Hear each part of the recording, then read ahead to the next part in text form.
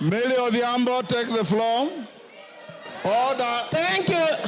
Thank you, Mr. Speaker. Mr. Speaker. Order. Mr. Speaker, I rise under Standing Order 19A and 20. Mr. Speaker. Hold on, Millie. Honorable members, can we hear Millie Adhiambo? Order, Anjala. Order. Order.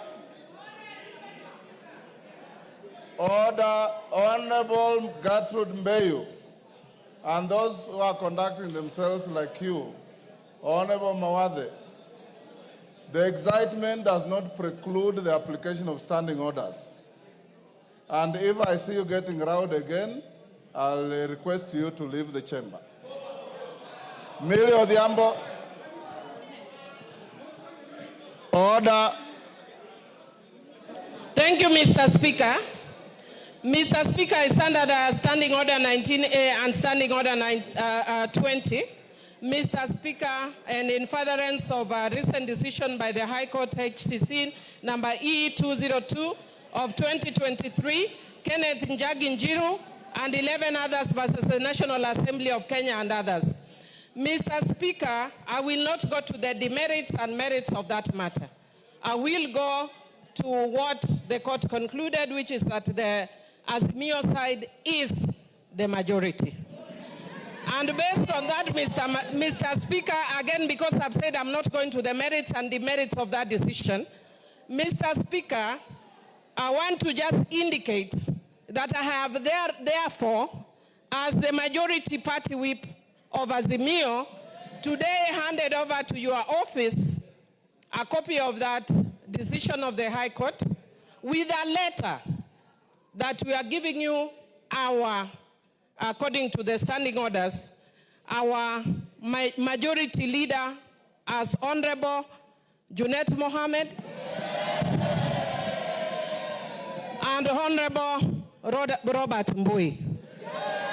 Mr. Speaker, following the standing orders, Honorable Junet will thereafter then communicate to me officially as the minority whip, going by what the standing orders, but a majority whip.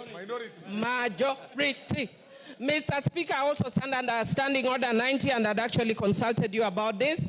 And Mr. Speaker, if you look at the judgment of that court, the court actually infer that because of the position you hold as Speaker and also as Chairman of your party, Mr. Speaker, it is not as party leader of your party, Mr. Speaker, it is not possible for you to be fair. You are going to be conflicted when you are conducting the matters of this House. Mr. Speaker, I therefore humbly request you to step down and mandate Honorable Gladys Boschole to take over in discharging the functions as the Speaker because of your conflict of interest. Mr. Speaker, Mr. Speaker, Mr. Speaker. Order. Order. Mr. Speaker. Mr. Speaker, in concluding, Mr. Speaker, because I said I'm not going to go to the merits and demerits of the matter, in concluding, I want to urge that as a parliament, we need to obey court rulings and decisions, even when we don't agree with them.